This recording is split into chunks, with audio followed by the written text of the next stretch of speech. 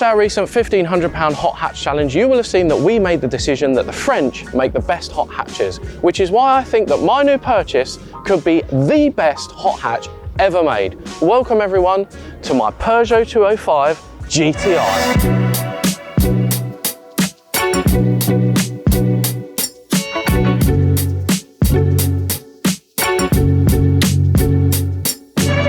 So this is my 1992 Peugeot 205 GTI 1.6. This is actually the third one of these that I've had. I didn't actually mean to buy this car. It was up on a popular internet auction site and I put a random bid in, you know, as you do on a Sunday afternoon. And little did I know, on the Monday morning, I had won it completely unexpectedly. Do you know what? I'm over the moon with it. I'm really, really happy. I love a random purchase. So let me show you around this car and show you why it is so cool. We'll start off with the wheels. These are a set of 15-inch speed lines. Absolutely love these wheels. They are actually from a 1.9, so they're not correct for this car, but hey, it's not a standard car. We'll get onto that in a moment. Wrapped in a set of Accelera 651 Sports. The original tyres that were on it were a bit naff, so I've already replaced them.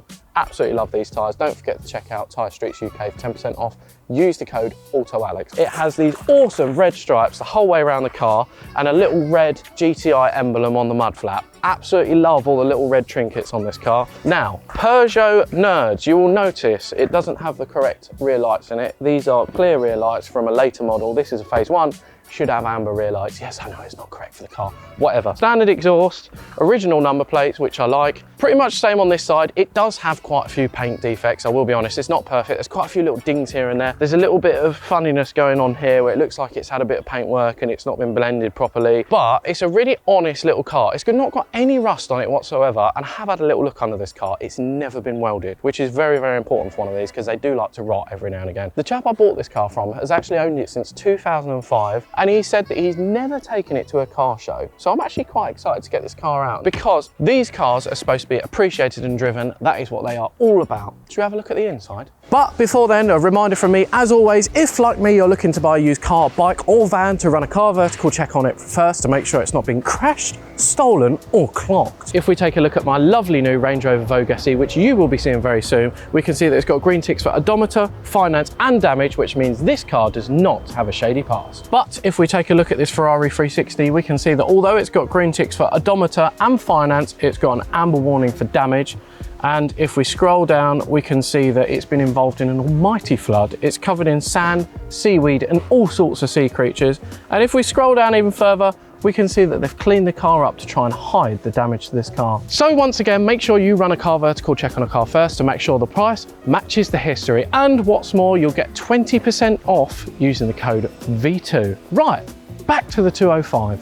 Interior wise, again, this car is quite clean. It's got full leather seats. They're a little bit dry. They could do with a little bit of moisture. It's got the original GTI steering wheel, which is quite cool. Original GTI gear knob. It's got red carpets around the center console, which I like, and on the door cards here. It's got the original Pioneer stereo in it, which is mega rare. Doesn't work, but mega rare, and I kind of like it. It looks very period correct. And an air fuel ratio gauge, which is a little idea as to what might be hiding under the bonnet of this car, because let me tell you, it is not original. Now, what this should be is a 1.6 8-valve engine with 105 horsepower. What it is not that. It's a 1.9 litre 16-valve MI16 engine out of, I think, a 304 GTI. It's not standard either. It's had a full bottom end rebuild, full top end rebuild. It's got high lift cams in it, 306 GTI intake, a few other little bits, and it is currently pushing 180 horsepower, which is ridiculous. This conversion back in the 90s and early 2000s was actually quite a popular one. A lot of people put this engine in this car because, well, it actually really suits it. The early 1.6 GTIs, as fun as they are a little bit slow. So this really livens them up, and apparently it's quite an easy conversion, although it is a little bit messy in this car. So there's quite a few things that I want to tidy up on it. Shall I show you what it's like on the road? Because my God, is this thing lively.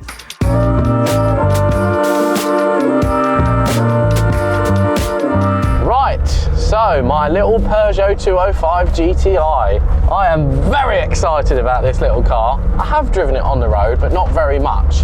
What do I like about this car? It is fantastic. I like the fact it's very basic, it's very light, it feels very nimble. There's not a lot to this car at all. It doesn't really have anything in here. It doesn't have any spec, any aircon or power steering or anything like that.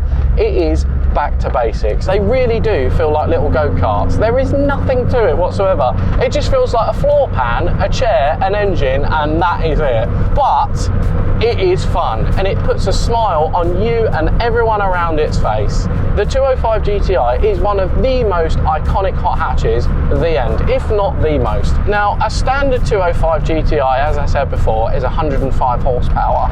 They are quite slow, but they're not really about the engine. They're about the chassis, the way they feel, and they're cool. They have all the little red bits of trim and the GTI badges, and back in the day, they were the bee's knees. If you had a GTI, son, you were the bollocks. In the 90s, early 2000s, the 304 GTI came along with something called an MI16 engine. It's a 1.9 16 valve double overhead cam, and they were very good engines. And a lot of people started to realise that putting those engines in 205 GTIs made a really, really good recipe. So it was a very common conversion. This car has then had high lift cams, a few other little tweaks and bits and bobs, and it is now 180 horsepower. And let me tell you, it makes a profound effect to this car's performance. Because it... Oh, there's water! Whoa! Whoa! It flies!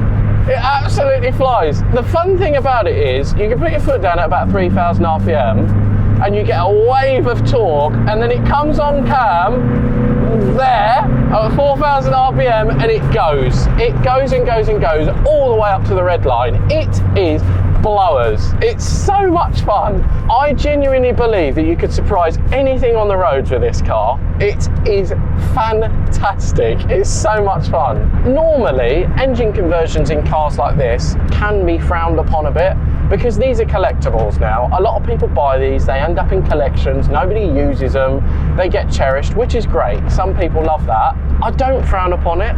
I think it makes this car better. You fly about in it, obviously within the speed limit, and it just makes you smile. Now, what did I pay for this car? It was up for £6,000, which for a 205 GTI is relatively reasonable.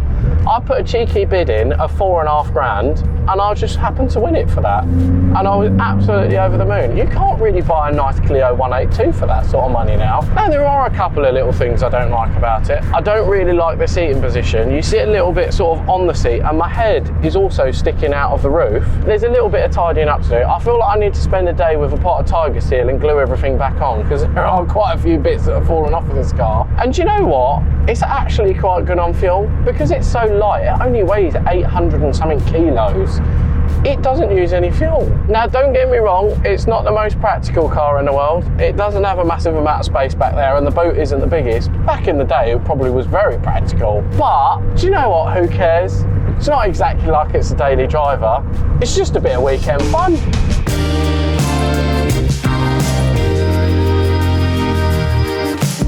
Also, I really like the dials on this car. There's a lot of little red bits, and because it's got a cable speedo, the speedo goes like this as you're driving along. So you're like, I'm 30, sort of 32, 32, don't know, just sort of there. It is saying to me, you might be doing this speed, I don't know, maybe not. Look at the little mirrors. Look, this bit of trim's coming off. Look, you move a lever, and instead of moving the glass, it moves the whole mirror.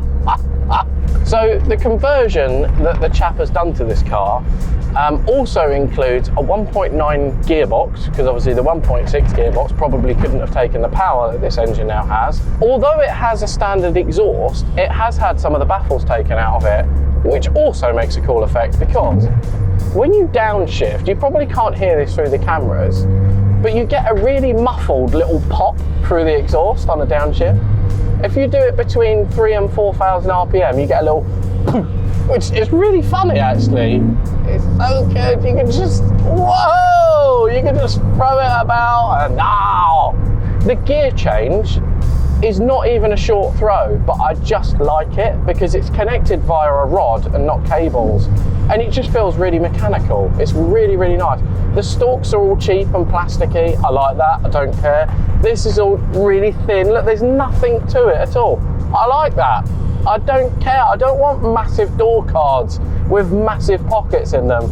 It's just petite. It's lovely. Look, the little dashboard, It's made out of plastic, it's very thin. My face is pressed up against the windscreen.